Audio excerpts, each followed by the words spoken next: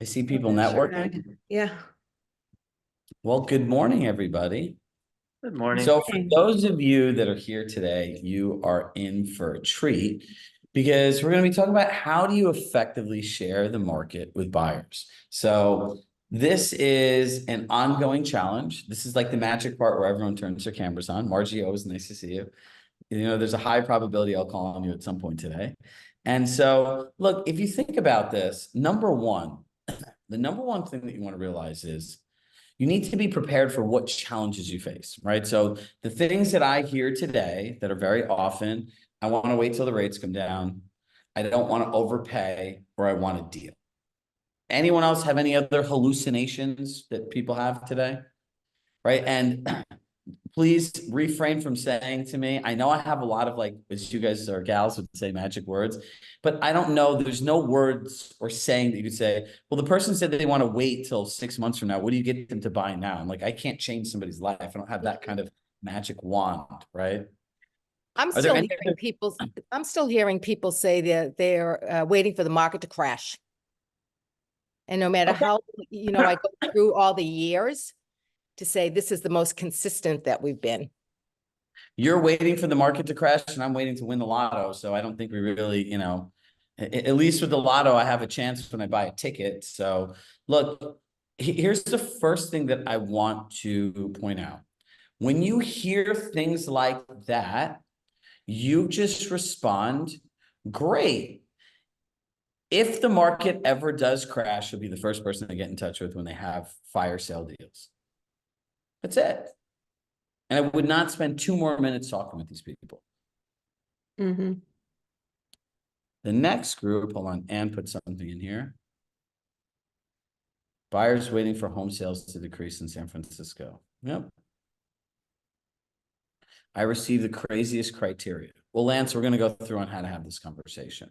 So look, the first thing I want you to understand in this conversation is as soon as you start defending something, explaining something where like it's your child that did something wrong, you now own it.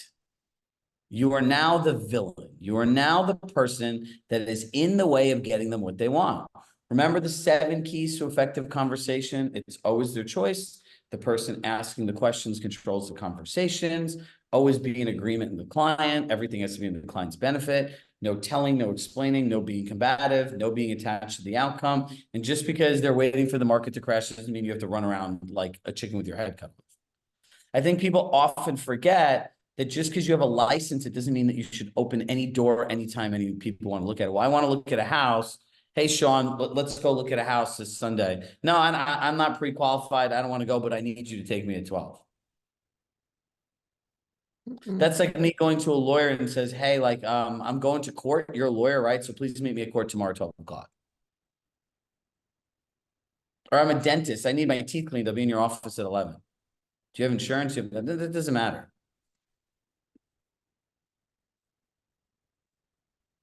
If they're waiting for interest rates to drop, great. We can go through that conversation as well too. And by the way, we have Andrew, can you pull up the calculator, the interest rate calculator? All right, so now let's have fun in this conversation. So number one, you have to walk people through an experience, right? And that's what I'm going to teach you today. The second thing you have to realize is this is their choice. Do either one of us control what other buyers are willing to pay for homes? Do either one of us control what sellers are willing to accept for their homes? And when these people have like, it's like a seller that wants a crazy price for their home, and I said to them, look, if you objectively put yourself in the shoes of a buyer and we're looking at the market through their eyes, what would make you pay this much money for your house and why when they could get these other homes at a different price or the same price? And see what they say. It has to be their words. So, couple things. So, what do we want to start with? Do you want to start with the interest rate? What do you guys get the most of? Let's start this. We'll do this in a democratic fashion. Do you get most? I want to wait for rates to go down. I don't want to overpay. or I want to get a deal. A Deal deal. over wait. Just A drop deal. it in the chat. We'll see what comes up.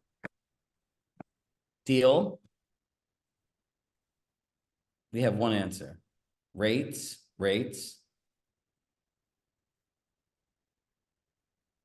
Deal.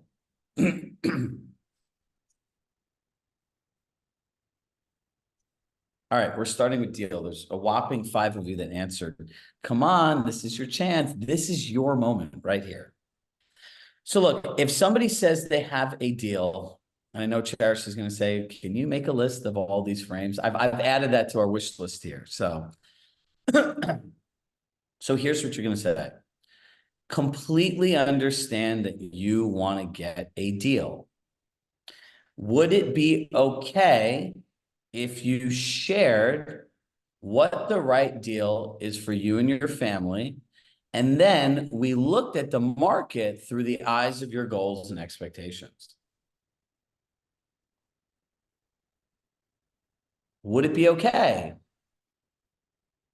Margie, if you shared with me what a good deal would be for you or you and your family?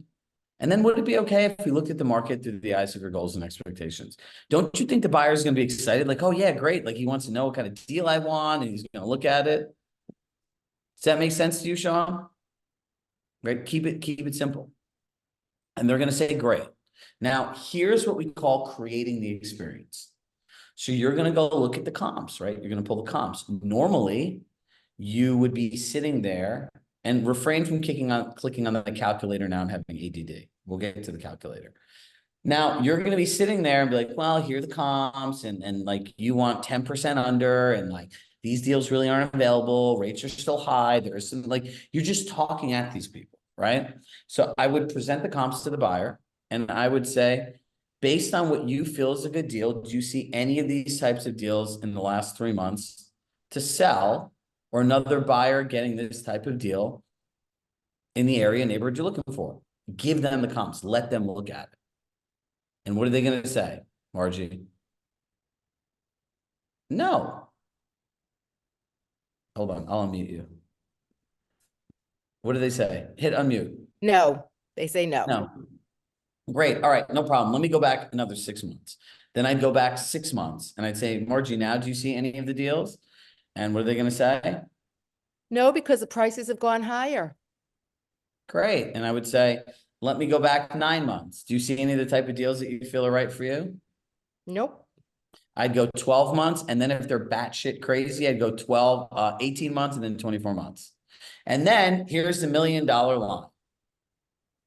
Margie, based on what you felt is the right deal for you and your family, there has not been a single home that has sold that you would have felt good about buying in the last 24 months. How can I support you going forward?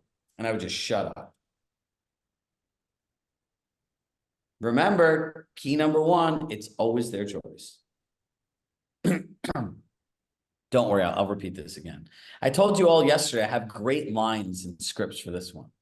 So for this, the first thing is I would start to you and, I completely understand you want a deal. Would it be okay if you shared with me what a good deal is for you and your family? And then would it be okay if we looked at the market through the eyes of your goals and expectations? And you're going to say, yeah, of course, 100%. You're going to share whatever hallucination it is that you have.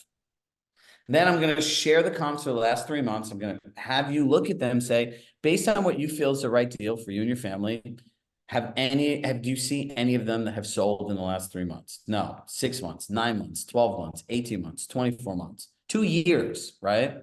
And you're going to say, Anne, based on what you felt was the right deal for you and your family, there has not been one of those in the last 24 months. Based on that, how can I support you going forward? And I would just be quiet. Let them sit with their own thoughts. Is that combative at all to anybody? No. No. Is that really easy to do? Probably, right? If you practice a little bit. Is it, do you think it's better than the process of over-explaining that you're probably doing now? 110%. Mm-hmm. But this is what you call creating the experience and having data-driven experiences, right? And just before doing this, I would just add the frame cherisher to say, look, can either one of us control what other buyers are willing to pay for homes? No. Can either of us control what sellers are willing to expect their homes? No. Great. So based on that, let's look through your goals and expectations and see if we can find anything available. Angela, great question. What if there's a handful of deals over the past 6 to 12 months? Well, look, that is a reasonable question, but also when people say that they want deals, they want like deals that are like 10% under, right? So in markets, people have like, there is negotiation that is happening, right? Like it depends where you are in the country. And then in that scenario, I would be really present that says, great, like over the blank amount of period, this many homes have sold and this many deals have happened, which is a 3, 5, 7, 10% probability. So if you're not able to find that type of deal, what's your plan B? Given that there's only 5 to 10% of homes over a year that have these kinds of transactions. And then there are other data points, right? When that deal happened, look at the chart of where the interest rates are. Look at how many homes are on the market competing with it. This is what it's like to be an advisor, a consultant. You're not going to sit there. You can't, I don't know, for those of us that are in a relationship and somebody's really upset or really feels something, can you use logic to talk about something that somebody feels? And can you ever apply logic to something that'll never make sense? No. So to some people, it'll never make sense why they can't have a deal like this when they're watching their own selective news channels and other places, and their brain that makes them think this is aided by all different information drivers than what we subscribe to. We subscribe to two concepts: what buyers are willing to pay for homes and what sellers are willing to accept for their homes. Those are the only two truths in real estate when it comes to comps. There is nothing else that you can control. Excuse me, there's nothing else that's like an actual data point. Now, let's talk about interest rates. Let me pull this up here.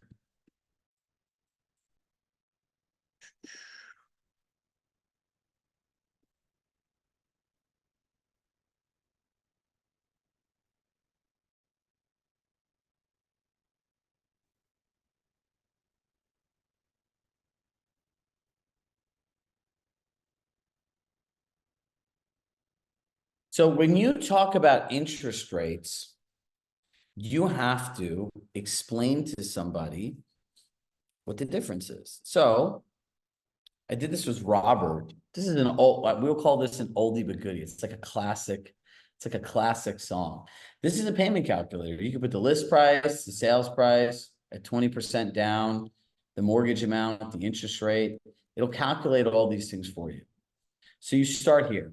And then based on present rates, if you choose to buy now, you can effectively negotiate the price, compete against less buyers, and have a choice. And this is what it'll be. Includes down payment, how much money you spent. Then in the future, if rates go up again, right, you can fill this out. Offer price, you change the asking price. It'll change what the payments are. And then it'll include the total paid after these years. If rates go down, same concept, right? But if you look here, if you wait for rates to come down, do you think there's a good chance that the market will get flooded with buyers? You'll have more competition, less negotiation power, and ultimately limited inventory to choose from like the previous 2 years. The answer is yes. And then this creates a summary for you. If rates go up to 7.5%, the seller would have to drop their price by whatever the number is. So the monthly payment would be the same as today. But if the seller does not agree to drop the price, you'd end up paying $183,712 more over 30 years. It calculates the factor if the rates go up. If you wait for rates to go down, you're subject to future market conditions similar to the past 2 years, which means more competition, less offers, and multiple offers. Now check this out. You can negotiate the price and wait for the rate to go down. Buying at today's rate would be an additional this much money over 2 years compared to if you wait 2 years for the rates to go down to 450. So acting now in the market with the current rate ensures a better sales price, protects you from further interest rate increases while still giving you the opportunity to refinance at a better price. So this literally identifies to you what really a discount you have to negotiate. So if I got a $30,000 discount in this scenario, over the course of an entire loan, you end up ahead, right? So the concept of, date the rate, marry the price, this is in a data-driven form. So we'll add this to the resources for this, but I encourage all of you to play around with this and understand how to use it. So when somebody's talking about rates, now you have a data-driven consultative advisor approach to go through all of the things that they have in their head. And then you can simply, Holly, sit back there and say, what would work best for you? Brian, what would work best for you? Judy, what do you think would work best for you? Julie, what do you think will work best for you? And leave them to their own thoughts. You can't answer, tell, explain this for people. Of course you have access to the calculator.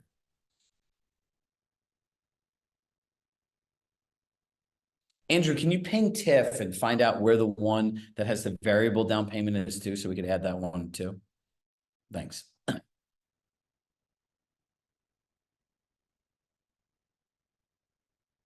Okay, now this will be my litmus test. We're 17 minutes into this. Does everyone feel like they have something that they could quantifiably use to have a better conversation with the buyer? Yes or no? And I know some of you just don't answer.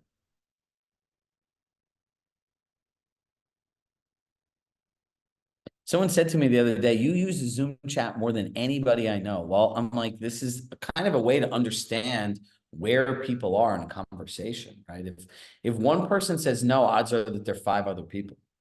Look, this is not complicated. This is actually really simple. And for all of us, this creates a filter of who we want to work with. Then my favorite one is, I don't want to overpay for a home in this market. Who's heard that in the last 3 months?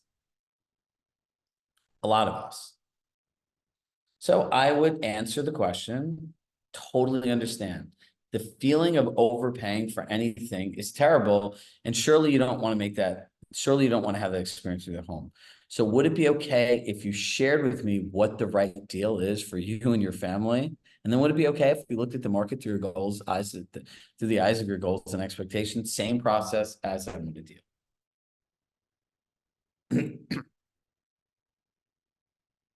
And you want to practice based on what you feel is the right deal or not overpaying. What you're looking for has not been available in the last 24 months. How can I support you going forward? That's it. Ta-da! It's like magic.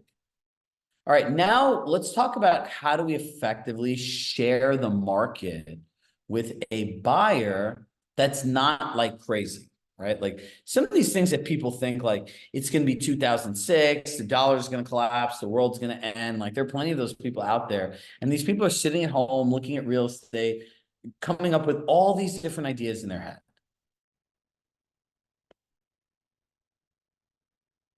So when you're sharing the market, if I ask you a question and you provide me an answer, it's different. So if I said to you, what color is this marker? Some people might say blue, some people might say blue and white, right? So in the end, what's true for you is true for you. But if I'm like, this marker is blue and you don't believe it's blue, or even if it is blue, when we tell people stuff, your brain subconsciously processes it differently. Do all of these buyers trust you 150%? Yes or no? No. You have to earn their trust, but trust is a feeling that's created through interactions and engagements, right? So when you're sharing the market with somebody, you want to ask them, like, set the frame, right? Just want us to be in alignment. Can either one of us control what other buyers are willing to pay for homes? No. Can either one of us control what sellers are willing to accept for their homes? No. So let's objectively look at the market and see what the investment would be to live in the neighborhood that you want to move to. And I would go through the comps and be like, there's days on market, list price to sales price, ultimately with a home sold, which are the key 3 drivers that ultimately affect the market, the amount of offers, and the selling price. How many days was that on the market? What was the list price to sales price? What the sellers wanted versus what buyers are willing to pay? And ultimately, what was the sale price? Great. And then when you get that average and you're going through them, you could say, so what you're saying is homes in the neighborhood that you want to live in selling in an average of 14 days, 103% list price to sales price. So buyers are willing to pay 3% or $30,000 more and sell at $1,030,000. Yeah, sure. I bet that's right. That's a different experience, right? So if there's a clear distinction on the prices homes that are updated sell versus ones that are not updated, I would ask them, what do you notice about the list, the days on market, list price to sales price, and the ultimate value that a home traded for homes that are updated? And I would highlight them and let them talk so you can understand what's in their head. And then you say, well, now let's go on the flip side, homes that somebody has to do those renovations. What's that like?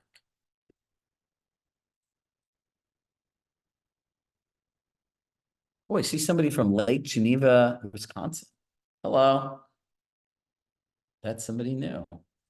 Let's see. Astra, you're new. Nice to see you here. Or your screen's on.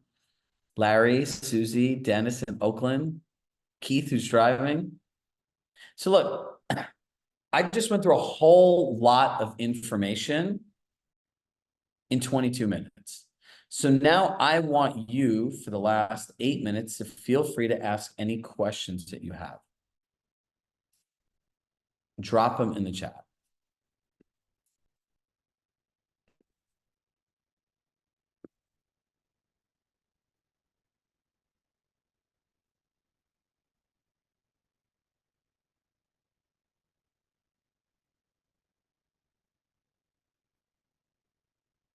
Or all of you have this all down to a science, Amanda, where you could repeat it like this. How much information? It depends on what information they want. And this is a great question from Anne. How much information should you share with a lead from an open house? Well, look, you also need to have a baseline of what I'm willing to give somebody based on creating value. And what do I actually do for my clients that hire me that I have a good chance of collecting compensation for? So there's a difference, right? There's a saying, it's like, nobody's going to want the cow if you give all the milk away for free. That does not mean come from scarcity. But if they're asking you literally to do all these detail analysis and stuff like that, I would turn around and say, that's great. Let's set up a time to meet in person so I can understand what your unique goals and expectations and your situation are. And then we could develop a strategy.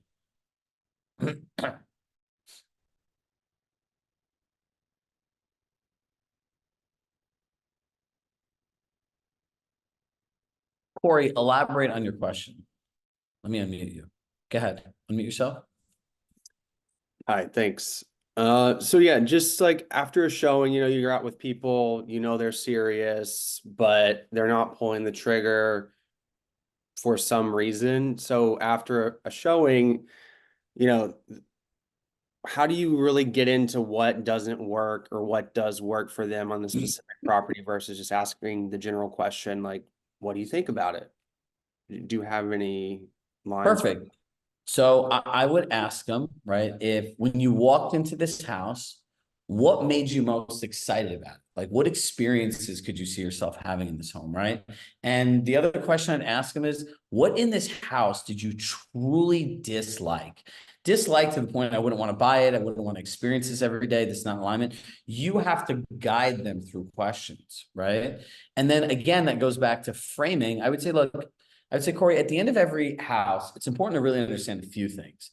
Number one, like, what gets you excited? Like, people start with homes, as we discussed, bedrooms, bathrooms, lifestyle. But once you're physically in a space, you can start picturing things that you like and what you don't like. So I'm going to ask you a couple questions every time. Like, what got you most excited? What experiences you feel that you could have? Is there anything in this home that, after looking at it online and walking through a home like this, made you excited? Then it's also equally important for us to know, so we continue making this tailored and curated to you. What did you really not like? What did you not want to see every day? What was in misalignment with your expectations?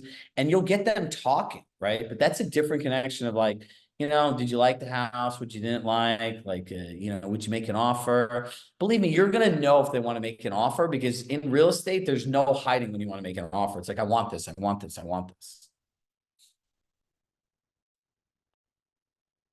The summary page and the calculator. Okay, hold on. There are a bunch of questions, so I'll stay on a couple minutes after, just to make sure that everyone's questions are answered. Oh, it's actually up. Perfect.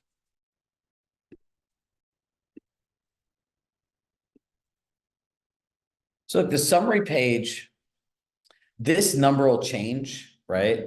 But this number will, a lot of people like, well, you know, the prices are high. I want them to drop the price to reflect how much rates went up, so my payment stays the same.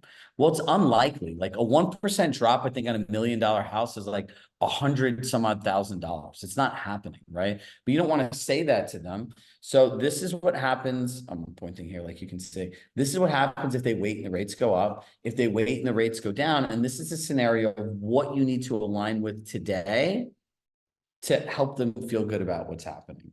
And the whole point of this is there's actual data to this. For an agent to explain this all and fill this all in, it's like extremely complicated. You just go through the form and you ask questions and you just fill it in. And at the end, the calculator does it all for you.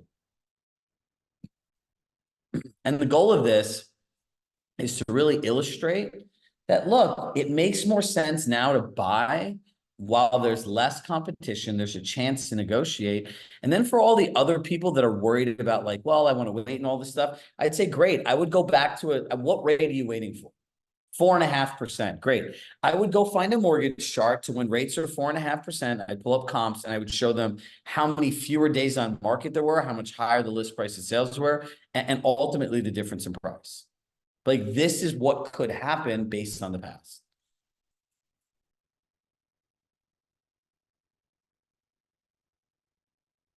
Ricky, they're not clients, they're dreamers. Go back to the data. If it doesn't exist, it doesn't exist. I would leave. I would say, look, based on what you're looking for, I don't think I'm the right agent for you, because I'm just looking at what is traded. You go through the process, right? I wouldn't want to show people properties every weekend if they're never going to buy it, because none of these deals ever exist. And the challenge that you have, Ricky, in that scenario is you get one of these like very skilled agents that walk somebody through the same exercise today. And the only thing the buyer is going to be thinking about is, well, why did my agent bring me out to all of these homes when this is like not even possible? And then they leave. Firuz, how do you build confidence in buyers who are waiting on the sideline? Confidence comes from themselves, right? So it's getting back to really, what is their motivation for buying a home? What are they excited about happening? And understanding what their actual fear is, right? Like, what is your worst case scenario? And then like, look, there's worst case scenario, most likely scenario, best case scenario. If they can't accept the worst case scenario and anyone can, then you can't move forward. Right? So if they have fear that the market's going to collapse and the housing market's going to collapse, and they're one of those people, there's nothing that you could tell this person to change how they feel, because they're also making decisions based on feelings, not facts.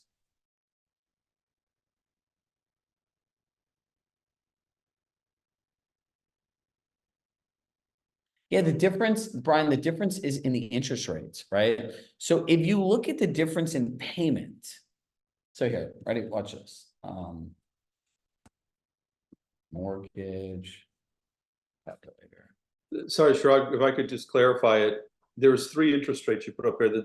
The today's rate was the 6.5, then if it goes up, it's a 7.5, and then the wish is if it goes down to a 4.5. And so I didn't know whether the savings that you were saying, or the 22,000 that was the difference that you'd pay, was between 4.5 and 6.5 or 4.5 and 7.5. I just want to be able to. Ready? So look, let's check this out.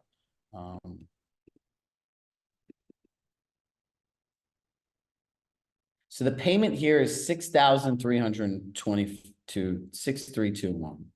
Andrew, pop out a calculator for me. Just on your screen. 6,321 minus 5,067. What does that number equal?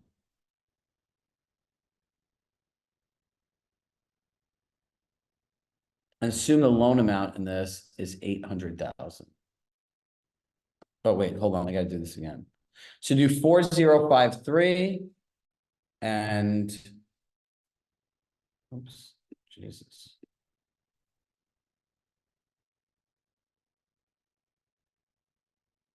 All right, this mortgage calculator is not user friendly. And 5057. What's the difference? 1,000.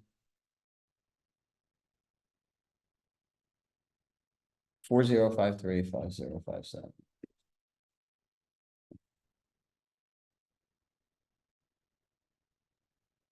1,004.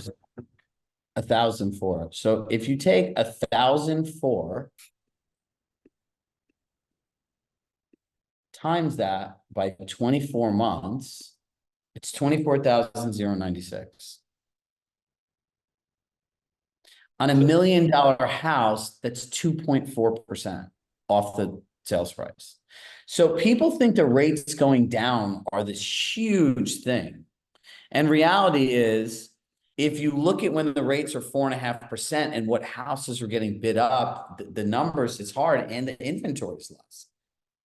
So now you're able to isolate this conversation into an area where it's down to $1,000 a month, right? And then you can get creative. You can have sellers buy the rates down and do all these different options, but now you at least have somebody that's willing to go to the table. Oh, two people, Angela and Lena, thank you. Hey, Chirag.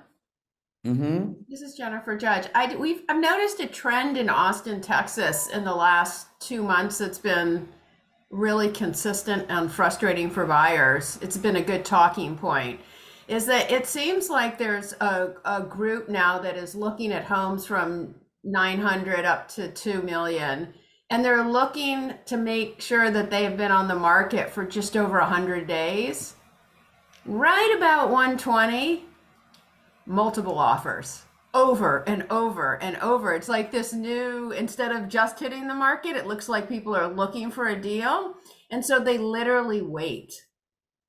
And then they get screwed. And so the talking point about if you like the house, move forward. And it's been a repeatable, like you can look at the So data. if you like the house, the way that I would frame this, right? It says, look, completely understand you want to wait. Let me just share with you in this neighborhood some of the scenarios for people who chose to potentially wait, right? And you can track the pricing over time, the adjustments and everything else. Because look, there's a lot of times where you'll drop the price of the house and then it gets bid up because people feel that it's a deal, right? But once there's a deal and there are multiple adults involved, now people are bidding off of, there's at least one person in every bidding war that's bidding off of ego and emotion. And then when you're somebody that has access to finances and capital, and this is well within it, and your significant other really wants the house, well, there's a whole other pressure on you. All right, so I think this was a great call. Who here feel good about having these conversations? You know, the big thing that I want to really press upon all of us in this is, look, if you learn how to do this today, you will own this skill like riding a bicycle. And this is just easy to go through. There were 60 of you that showed up today to do this, which means there are thousands of other people in the world. There are 2.1 million licensees. And there's 60 people having this conversation today. Do you think if a buyer works with you that they're going to think about this differently when you ask them, how can I support you going forward? They're going to think of any agent that says, okay, great, I'll bring you out. I'll look at these properties. Yeah, no problem. We can find you something. Think like this person's full of shit. Excuse my language, but that's just what it is. It is ethically wrong, in my opinion, to bring somebody out to take time away from their life week after week to try to get them to buy a house with you on something that's never going to happen. I would be pissed. I literally have said to people myself in my lifetime, and don't, you know, if this feels good for you, do it. If not, like, this is a personal thing. It's that I would say to them, I was like, At the end of this, I want you to buy a home and make this investment. And this all happen for you. You know what I don't want is for you to turn around and look at me, a person providing you a professional service, and say, why the hell did this guy waste my time, my gas, my weekends on something that he knew that could never happen in the beginning? This is the cost of being a pleaser in this business. It's like a lawyer bringing you to court on a case that he knows is impossible to win, and there's no, law is based on one thing, case law, right? If there's no case law to support an argument, like you're going to court, and there's a good chance you're going to lose, especially if there's case law supporting the other side of the point that you're trying to make. So if this is law, every comp is case law, is a different case law. So how can you argue with case law? If you get a lawyer, you can say, is this thing, are your decisions in court supported by case law? You're going to say, yeah.